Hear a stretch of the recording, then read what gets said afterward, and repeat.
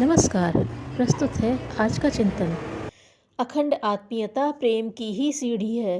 संसार में विभिन्न आकृति के प्राणी दृष्टिगोचर होते हैं, फिर भी उनकी आत्मीयता अखंड है। पराया इस दुनिया में कुछ भी नहीं।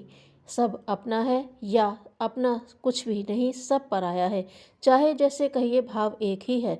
परिवार का सबसे बड़ा और उत्तरदायी वृद्ध पुरुष सारे परिवार को सुव्यवस्थित रखने की अपनी जिम्मेदारी को समझता है, इसलिए उसे अपना ध्यान बहुत ही कम रहता है और कुटुंब वालों की समस्याएं सुलझाने में सारी शक्ति खर्च करता है। जो बीमार है उसे दवा चाहिए, इसे स्कूल जाना है फीस चाहिए, उसका विवाह है कपड़े चाहिए आदि सब किसी का ध्यान रखता है और यथावत सारी व्यवस्था करता है। इस प्रकार सारी सृष्टि के साथ आत्मीयता जोड़ लेने से दूसरों का सुख दुख अपना सुख दुख बन जाता है। वह जानता है कि सारे जीव एक ही सूत्र में बंधे हुए हैं। जब तक संसार में पाप बढ़े हुए हैं तब तक मेरा भी छुटकारा नहीं हो सकता। हम में से हर एक इस उत्तरदायित्व से बंधा हुआ है कि पड़ोसियों की शांति और सुव्यवस्था में अधिक से अधिक सहयोग दें।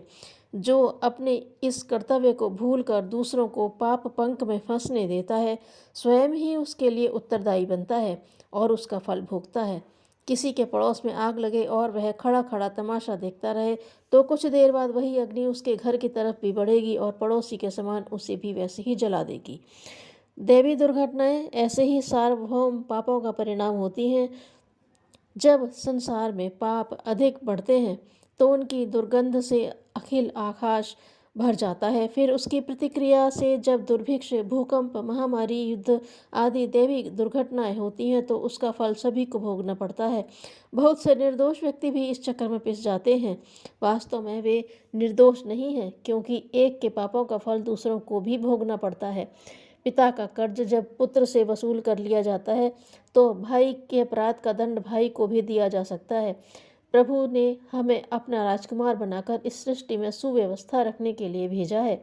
यदि हम अपना कर्तव्य भुला दें और पाप तापों को बढ़ने दें तो पिता के दरबार में हमें वैसे ही दोषी ठहराया जाएगा जैसे भागी हुई सेना के सेनापति को अपमानित किया जाता है।